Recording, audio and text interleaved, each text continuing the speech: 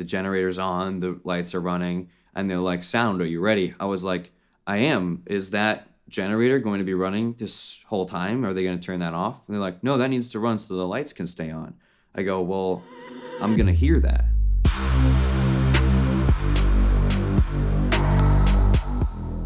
So I've been doing audio engineering for a while, and I mainly focus on in-studio work, doing the engineering in recording sessions or producing. But I had the opportunity to go do some on-set live sound recording on a pilot for a TV show. I was the guy with the boom mic, holding it over the actors, following them around, and it was definitely an interesting experience. I never thought that would be something that I would do, but it was definitely a learning experience, and I have a lot of respect for the people who do that. Some of the shots we're in, I'm in the back of a car. I'm sitting in the trunk with the boom mic hanging over the back seat of the car while they're filming the two people in the passenger seat or whatever. Some of the scenes were in the middle of the woods, and some of them were in the middle of a college campus. And when you're a sound guy, you have to take into considerations what are the sounds going on in those locations.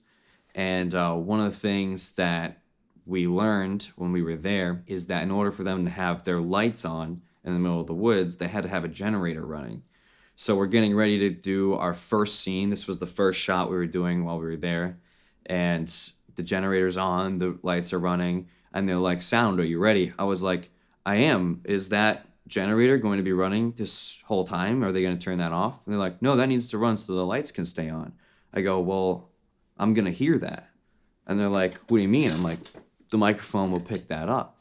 It's, we're going to hear that." That was kind of a shock to them that they didn't take into consideration, and why it's kind of important to have a sound director when you're planning out these shots and things you're going to be doing.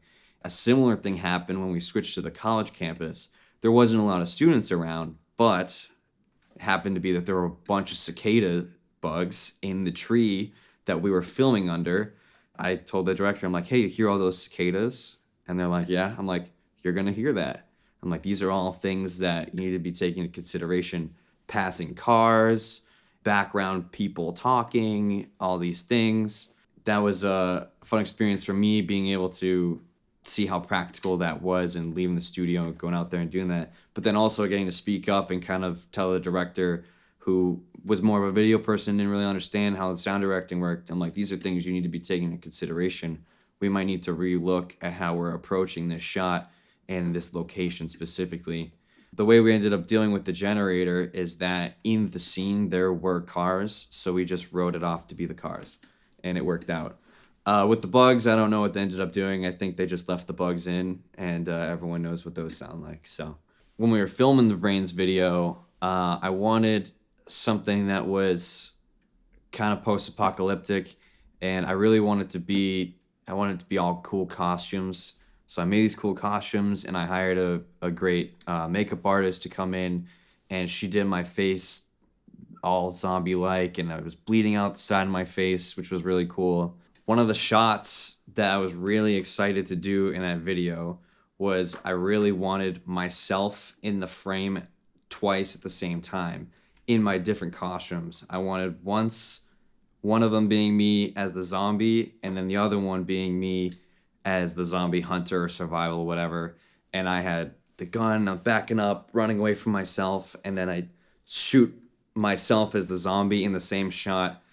And how we filmed that was Cody set up a tripod pointing in the same location, and I actually filmed the zombie part first, walking like the zombie with all the makeup on, full costume on, and then did that scene, and then I ran home as quickly as I could, showered, took all the makeup off, redid my hair, put the new costume on, came back to set. Probably took me like close to 2 hours. Camera's still in the same spot.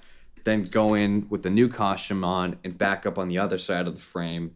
And then Cody managed to splice all that together, and it came out looking just perfect. Added the camera shake after too. It looks like it's two different people, but it's both me in the frame. That was a great shot. I love that shot. Some other cool things from that shoot was we wanted the lights flickering in it, And obviously we could have had him just add in the editing, just add a black screen and cut back in. But we actually just had someone on the light switch off in the corner, flicking the lights while we're performing it. And it actually ended up looking really cool because the lights would kind of like fade in and out rather than just sharply cut. And something like that, switching to practical, was ended up being way cooler. You know, when you're doing a music video, some of it you're performing to the camera, the words and the lyrics, and then the other half you're actually acting out, and it switches back into the reality of whatever the scene is. Being chased by a zombie, or I am the zombie, and going back and forth, and it was all me. There were no other actors in it. And some of the shots, even I'm in the front, and then there's two more of me in the back, and we filmed that the same way, where just cameras in the same spot, stationary, and then I'm performing it, and then we stop, and then I go run to the back of the room, and I go perform it over there, and then I go perform it over there, and then Cody's able to splice it all together to be in one shot, and it came out great.